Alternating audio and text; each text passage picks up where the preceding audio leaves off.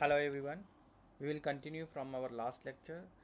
In our last lecture, we have discussed just brief what we will discuss in international trade all about.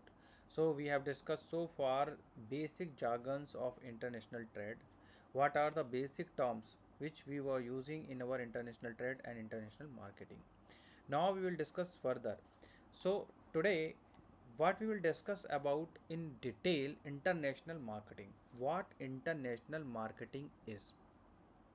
So the term international marketing, it reflects the exchange across the national boundaries for satisfaction of human needs and wants.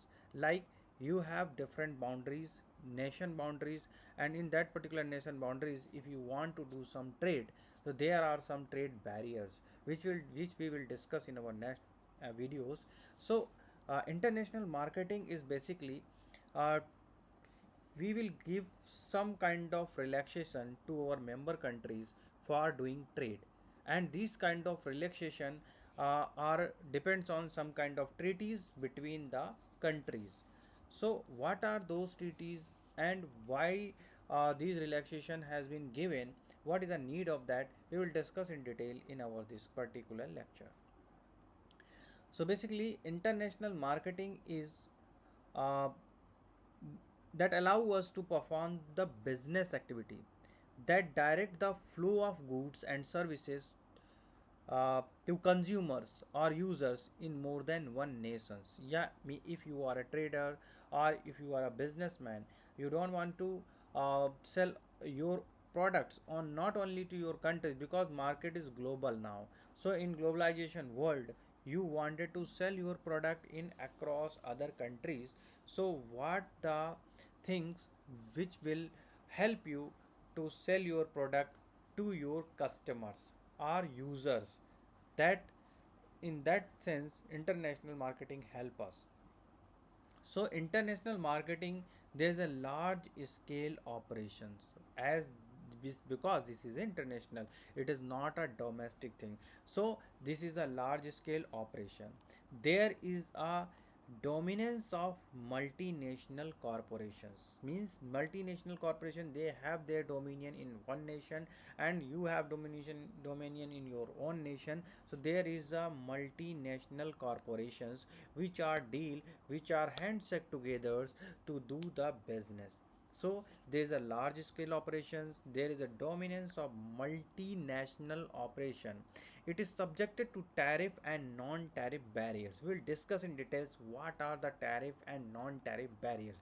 Barriers, why the barriers? If you go in some area, suppose you have some liquor and you are going in a road, so police is checking on the road and they have put some barriers. And another example, like you are going in a smooth highway and there is a school, so they have put the barriers to slow down your speed.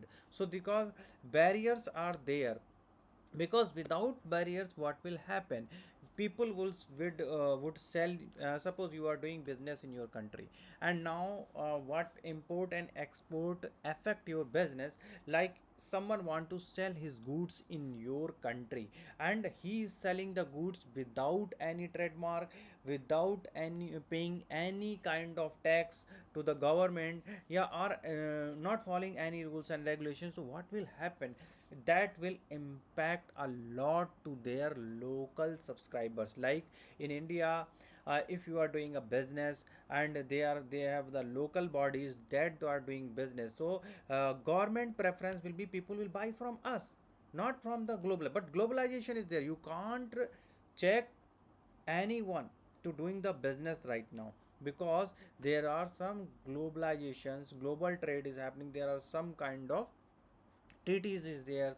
So we will discuss in detail. So that's why they have put some barriers, some barriers, like uh, though it is globalization to sell your product in the market, but still there are some barriers. Like if you wanted to do the business, you have to follow some rules and regulation, you have to pay some taxes, and these rules and regulation are not bounded for their local distributors. So the idea is like to give preference to your local distributor first, give a chance to your local distributor first, because uh, uh, ultimately making your local country, you promote your own country's business first, and then you will allow the globalization of market, other countries can also sell their products in your country. So in short, we can say that this is a large scale operation, number one point. This is a dominance of the multinational operation, point number two here, and subject to the tariffs and non-tariff barriers, which we'll discuss in our next slide. And there is a presence of trading block. Very important concept is trading block. We will discuss in our next slide, next slide. And it is subjected to foreign exchange regulation. Like if you are doing a business, you have Indian currency. You are doing business in US, you have US dollar. So if you go to US and wanted to import your or import and wanted and import and export from the US, then you have to deal with the dollar. And similarly, if US has to do some kind of trade with India, then they have to do that in terms of Indian currency. So there is some exchange of foreign exchange. So foreign exchange there could be, it could not be happen like Indian currency value is low. So there are some kind of regulations of the foreign currency which should be follows. And overall things, who is managing? So who is managing? Someone must monitor these all things. So what is that? That is World Trade, WT. So I'm hoping like you got my point. What is international marketing is? What is the basic definition of international marketing? Basically, international marketing refers to exchange across your national boundaries for human needs and wants. You have a need and you want, like what Amazon is selling their product in India, right? So as per the human needs and wants, people are buying product from Flipkart in US, right? So as per the human needs and wants, they are buying and selling the product across the boundaries of the nations. That is international marketing. The performance of business activities that direct the flow of goods and services to consumers or users in more than one nation. International marketing are, there is a large scale operation, there is a dominance of multinational operation. It is subject to a tariff and non-tariff barriers, and there is a presence of trading bloc. And it is subject to the foreign exchange regulation, and it is regulated by international forums such as World Trade. Now we will discuss about the trade barriers. What are the trade barriers?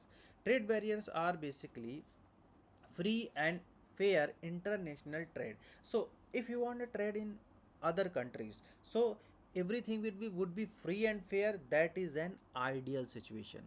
Nothing will be free and fair if there is not any monitoring behind that, right?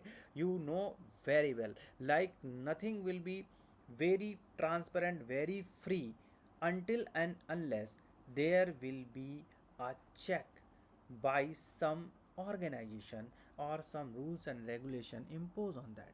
So there must be an authority who will provide the level playing field to all nations.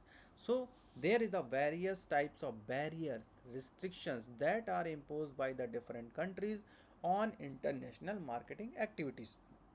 So different countries are making the barriers, they are making some checkpoint that are restricting the other nations for to do business in their country. So restriction on import and export, these restrictions are called the trade barriers. So now you will remember the trade barriers. What is the trade barriers? The trade barriers are the restriction on import and export. So what are the trade barriers? Trade barriers are the restrictions on the import and export. So trade barriers are divided mainly in two groups.